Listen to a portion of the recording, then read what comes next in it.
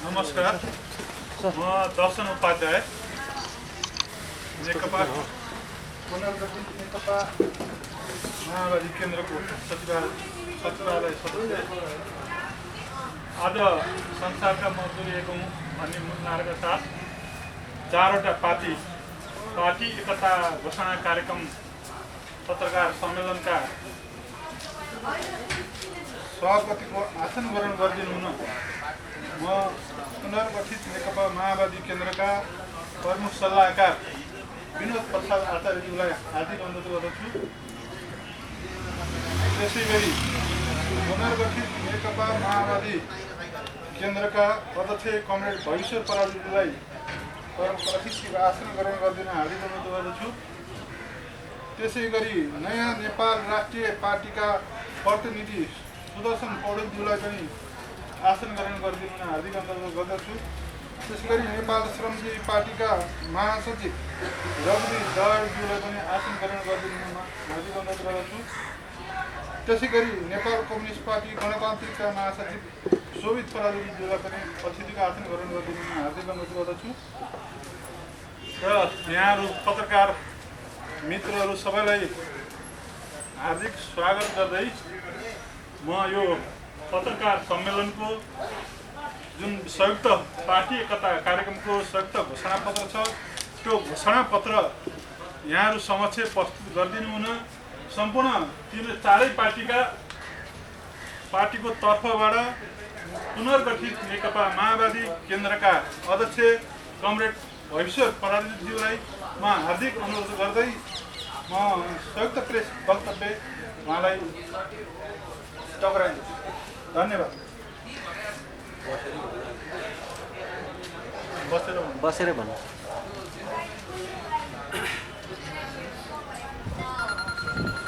Party एकता घोषणा कार्यक्रमका सभापतिज्यू र हामी चार पार्टीका पार्टी अध्यक्ष तथा पदाधिकारी एवं प्रतिनिधि साथीहरू र पार्टीका नेताहरू साथै यहाँ उपस्थित सम्पूर्ण पत्रकार मित्रहरूमा पुनर्गठित नेकपा माओवादीको तर्फबाट यहाँहरू सबैलाई हार्दिक अभिवादन टक्राउँदछु। हामी अहिले नेपालको यो वर्तमान विशिष्ट परिस्थितिमा चारवटा पार्टी बीचको एकता हुन सहमत भएका छौँ र सर्वप्रथम मैले चारवटा पार्टी बीच पार्टी एकताको घोषणा गर्न पाउँदा म आफूलाई गौरव पनि लागेको छ र चार पार्टी बीच हिजो र अस्ति बसेको छलफल बहस पश्चात हामी पार्टी एकता घोषणा गर्ने कार्यक्रम गरौँ भन्ने सहमति भएअनुसार र हाम्रो बिचमा छलफल भएअनुसार चारै पार्टीको सहमतिमा विज्ञप्ति जारी गर्ने कार्यक्रम तय गरेका थियौँ। सोही अनुरूप आज हामी पत्रकार मित्रहरूको सामु प्रस्तुत भएका छौँ। सर्वप्रथम मैले यो संयुक्त प्रेस वक्तव्य यहाँहरूको बिच पढेर सुनाउँछु र यो पछि पत्रकार मित्रहरूसँग अन्तर्क्रियाको कार्यक्रम पनि हुनेछ। आदरणीय सम्पूर्ण पत्रकार मित्रहरू, देशको क्रान्तिकारी परिवर्तन र नयाँ समाजवादी व्यवस्थाका लागि निरन्तर सङ्घर्ष गर्दै अलग अलग पृष्ठभूमिबाट आएका हामी तीन राजनीतिक पार्टी, नेपाल कम्युनिस्ट पार्टी, गणतान्त्रिक नयाँ नेपाल राष्ट्रिय पार्टी र नेपाल श्रमजीवी पार्टी नेपालको कम्युनिस्ट क्रान्तिकारी आन्दोलनको मूल प्रवाह तथा माओवादी आन्दोलनको इतिहास, भावना, विचारको निरन्तरता दिँदै आएको पुनर्गठित नेकपा माओवादी केन्द्रसँग पार्टी एकीकरण गर्न सहमत भएका छौँ। साथै एकीकरणपछि बनेको पुनर्गठित नेकपा माओवादी केन्द्रको पार्टी अध्यक्ष भविश्वर पराजुली नै रहने गरी निर्णय भएको घोषणा गर्दछौँ। हामी बीच रहेका कतिपय सैद्धान्तिक, राजनीतिक तथा सङ्गठनात्मक विषयमा खुला र मैत्रीपूर्ण विचारधारात्मक छलफल गर्दै समान धारणा बनाउन प्रयत्न गरिनेछ। पार्टी एकतामा आबद्ध सबै तहका नेता तथा कार्यकर्ताको आपसी छलफल गर्दै सम्मानजनक समायोजन र व्यवस्थापन गर्ने सहमति भएको छ। नेपाली जनताले सङ्घीय लोकतान्त्रिक गणतन्त्र स्थापनाका लागि गरेको लामो बलिदानी सङ्घर्ष, विशेष गरी महान जनयुद्ध तथा ऐतिहासिक जनआन्दोलनबाट प्राप्त भएको नयाँ संविधानमा संस्थागत गरिएका गणतन्त्र, सङ्घीयता, धर्मनिरपेक्षता, समावेशी समानुपातिक समेतका जनअधिकारको संस्थागत गर्दै नयाँ समाजवादी व्यवस्थाका लागि हामी प्रतिबद्ध छौँ।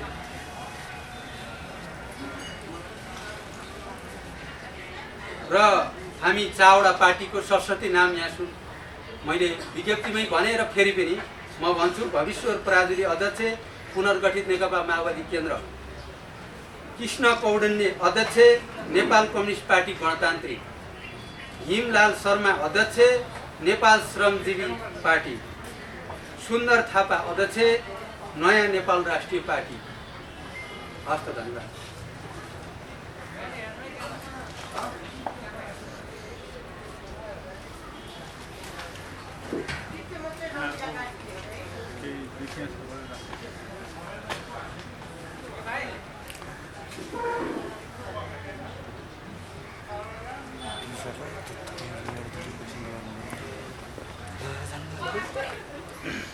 अध्यक्षज्यू, अब पत्रकारको पालो आएको हो। ल भन्नुहोस्, केही छ?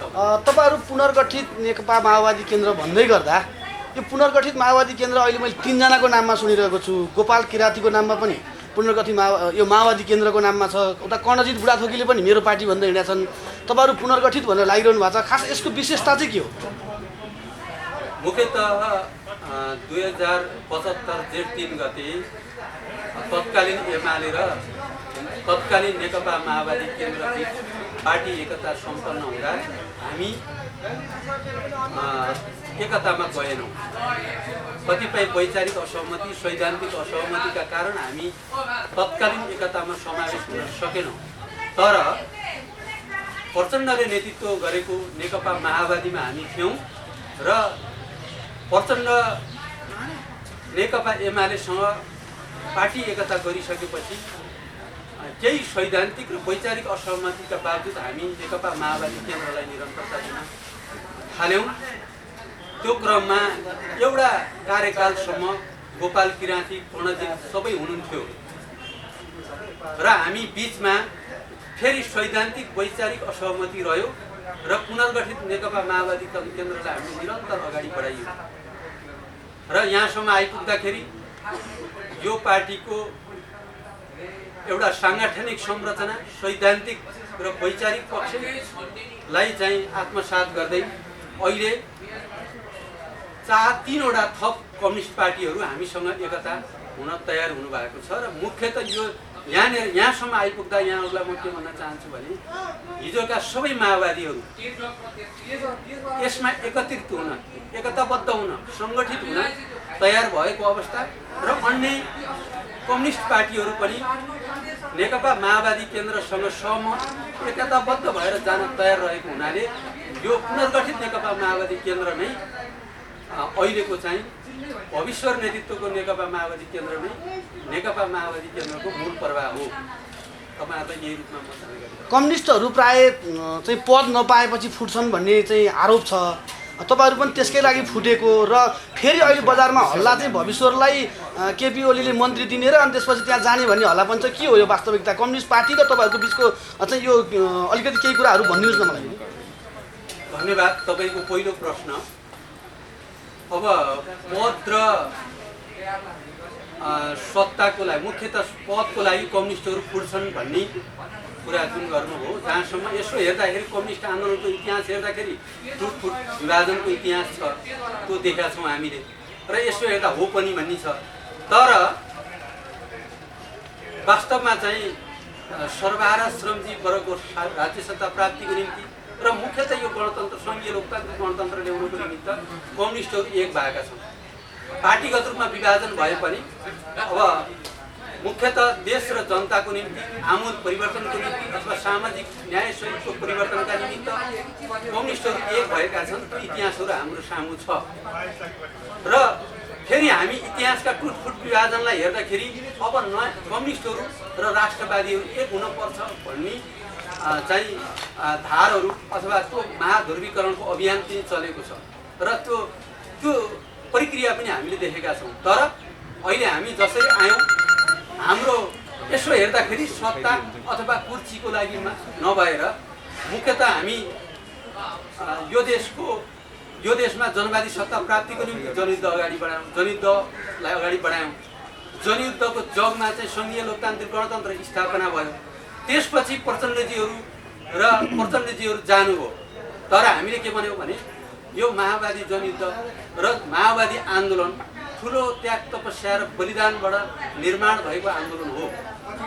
त्यसो भएको हुनाले यसको इतिहास भावना र विचारको निरन्तरता दिनु नै अहिलेको यो परिस्थितिलाई अगाडि बढाउने र समाजवादी क्रान्तिको निमित्त तयारी हुने भन्ने धाराको अथवा विचारको चाहिँ यसले प्रतिनिधित्व गरेको छ र हामी निरन्तर रूपमा अगाडि बढेका छौँ।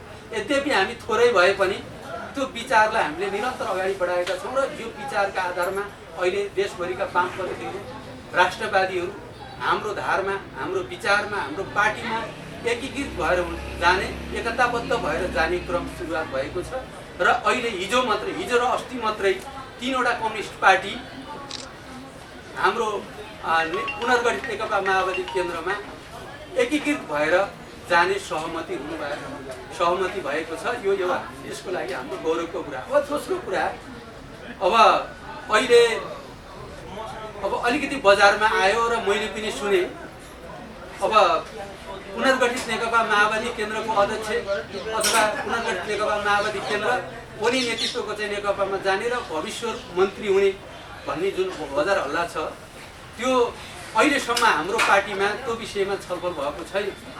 हामी छलफलमै छौँ।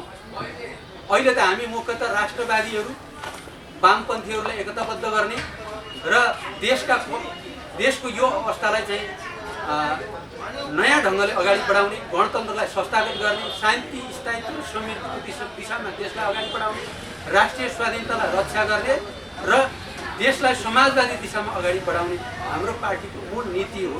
त्यही नीति अनुसार हामी अगाडि बढेका छौँ र अब जुन आएको छ अब त्यो हाम्रो पार्टीमा अहिले विषय प्रवेश भएको छैन र फेरि हामी भोलि र पर्सि हाम्रो पार्टीको स्थायी समितिको बैठक बस्दैछ।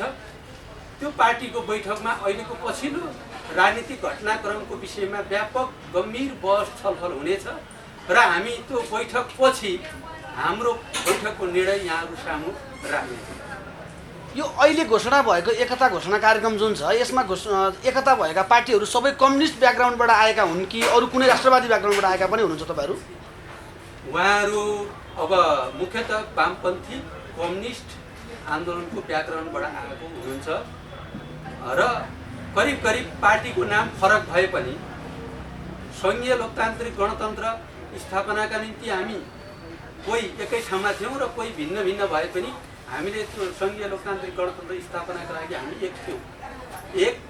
दोस्रो, हामी विचारका हिसाबले, राजनीतिको हिसाबले हामी एउटै लाइनका हौँ र लामो समयदेखि हाम्रो छलफल चलिरहेको थियो। हामीले सङ्घीय लोकतान्त्रिक गणतन्त्रलाई संस्थागत गर्ने हामी सबैको साझा एजेन्डा हो। समाजवादी यात्रा तय गर्ने हाम्रो साझा एजेन्डा हो। देशका देशभक्त वामपन्थीहरूलाई एकताबद्ध गराएर जाने अहिलेको राष्ट्रिय आवश्यकता हो। त्यसमा पनि हामी एक छौँ भने हामी किन अलग अलग जाने, हामी एक हुनुपर्छ भनेर हामी अब एकताबद्ध भयौँ। हामी एक भएर जाने सहमति गऱ्यौँ। कतै हेर्दा यो हिजो वामदेव गौतमले चालेको अभियान राष्ट्रिय एकताको अभियान छ, त्योसँग मिल्दोजुल्दो जस्तो देखिन्छ। खास त्यस्तै हो कि अरू कुनै फरक केही हो तपाईँहरूको? उहाँहरूको भन्दा अलि भिन्न छ। उहाँहरूले फुटेको नेकपालाई जुटाउने भन्ने छ। हामीले फुटेको नेकपालाई जुटाउने मात्र होइन, देशका सम्पूर्ण वामपन्थी क्रान्तिकारीहरू, देशभक्तहरू यी सबैलाई एक बनाउनुपर्छ र अब सङ्घीय लोकतान्त्रिक गणतन्त्रलाई संस्थागत गर्ने, देशमा शान्ति स्थायित्व र समृद्धिको दिशामा देशलाई लैजाने, राष्ट्रिय स्वाधीनतालाई रक्षा गर्ने र समाजवादी व्यवस्थाका लागि अब सङ्घर्षमा एकजुट हुने भन्ने हाम्रो उद्देश्य हो। एउटा अन्तमा बताइदिनुहोस् न, तपाईँको पार्टी चाहिँ यो पुनर्गठित नेकपा माओवादी केन्द्रले अगाडि सारेको नयाँ समाजवादी क्रान्ति भन्ने छ, त्यसको मोडल चाहिँ यो अहिलेको भइरहेको अरू कम्युनिस्ट पार्टीहरूको भन्दा फरक चाहिँ के छ तपाईँहरूको? गम्भीर सैद्धान्तिक प्रश्न उठाउनु भयो।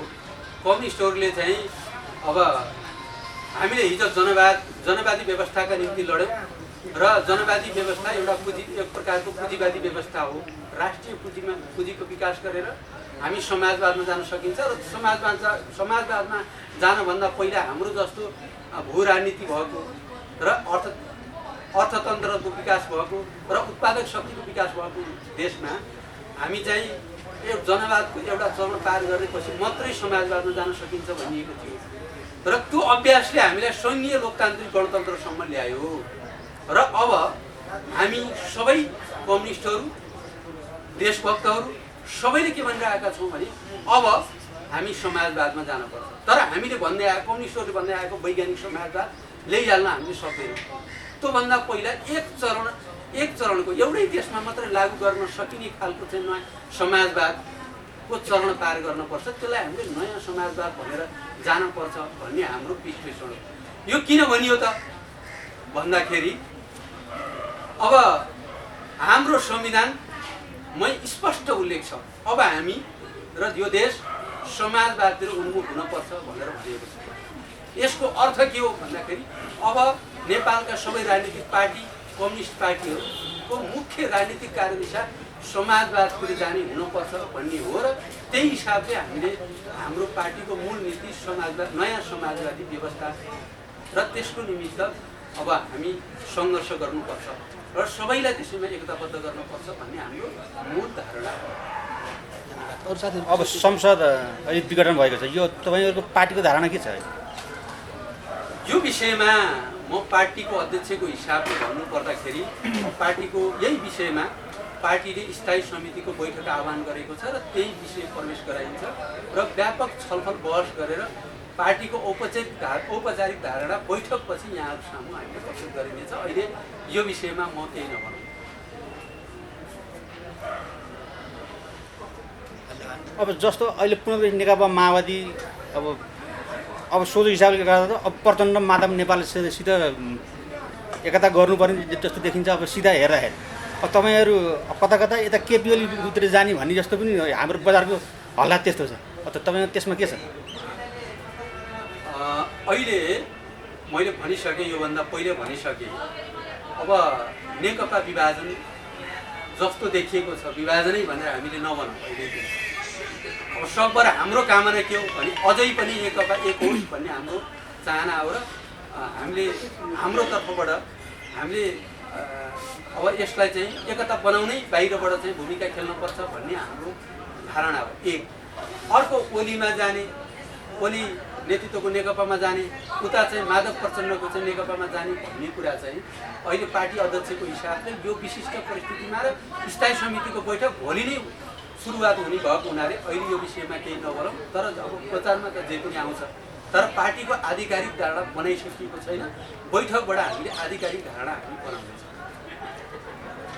प्रधानमन्त्रीज्यूले अब वैशाखमा चुनाव भनेर घोषणा गर्नुभएको छ। तपाईँ अब यो चुनाव भयो भने त्यसमा सहभागी यो पार्टी हुन्छै हुन्न? अब तपाईँहरूको यो एकता पार्टी अब देश चुनावको लागि तयार भए हामी पनि तयार हुन्छौँ। तपाईँहरूसँग स्पष्ट भन्दा देश चुनावको लागि तयार भएन भने अब त्यो बेला हाम्रो पार्टीले पनि एउटा चाहिँ ठोस नीति बनाउनेछ।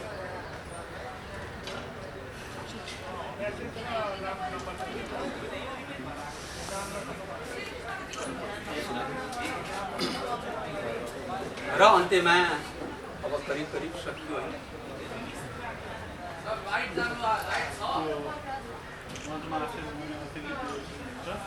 कार्यक्रमको सभापतिज्यू त्यो कार्यक्रमलाई पार्टी एकता घोषणा कार्यक्रम समापन भएको घोषणा गरिदिनु हुन हार्दिक अनुरोध गर्दै म पनि यहाँहरू समक्षबाट बिदा हुन्छु। धन्यवाद। नमस्कार। धन्यवाद।